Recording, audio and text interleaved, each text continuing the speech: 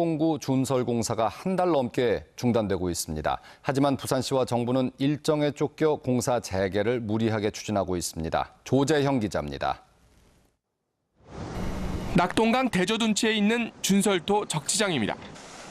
시커먼 준설토가 파이프를 통해 쏟아져 나옵니다. 흙은 가라앉고 깨끗해진 물만 밖으로 배출돼야 하지만 시커먼 탁수는 바로 옆 습지로 그대로 흘러들고 있습니다. 물기를 뺀 준설토를 공사 현장의 성토재로 활용하려던 부산시는 예상치 못했던 점토질이 쏟아져 나오자 작업 나흘 만에 공사를 중단시켰습니다. 준설토 적치장을 다시 찾아가 봤습니다. 윗부분은 물기가 증발해 거북이 등처럼 딱딱해졌고 그 아래로 끈적끈적한 미세점토가 가득 쌓여 있습니다. 문제의 미세점토가 쌓여 있는 준설토 적치장입니다. 바깥 습지와 연결된 통로가 그대로 뚫려 있습니다.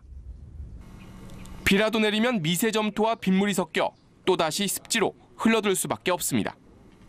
에 대한 빠른 회복이 없다 그러면은 우기에 이 침사지에 있던 오염수들이 바깥으로 유출될 수가 있습니다. 그렇게 되면은 결국 본류가 오염될 수밖에 없고요. 본류 자체 생태계에 심각한 영향을 준다고 봐야 되겠습니다. 바로 옆 습지에 물을 떠보니 뿌였습니다. 습지는 수로와 만나고 다시 낙동강 본류와 연결됩니다. 모두 문화재 보호구역입니다. 당황한 부산시는 뒤늦게 실태 파악을 위한 용역을 의뢰하고 국토청과 미세점토 처리 방안에 대한 협의에 나섰습니다. 부산지방국토관리청에서 좀 전문 기관에 한국건설기술연구원이라는 좀 전문 집단에 이 미세점토라든지 이런 부분, 탁수 문제 이런 부분들을 아주 정리가 잘 돼야 작업을 할 수 있기 때문에 지금 용역을. 문화재청 허가 없이 이곳을 적치장으로 사용한 부산시는 검찰에 고발당했고 결국 강 반대편 삼낙둔치에 또 다른 대규모 적치장을 마련하기로 했습니다. 하지만 이번에는 멸종 위기종인 맹꽁이가 발견됐습니다. 사정이 여의치 않게 돌아가자 부산시는 또 악수를 뒀습니다. 농민들을 쫓아내기로 한 겁니다.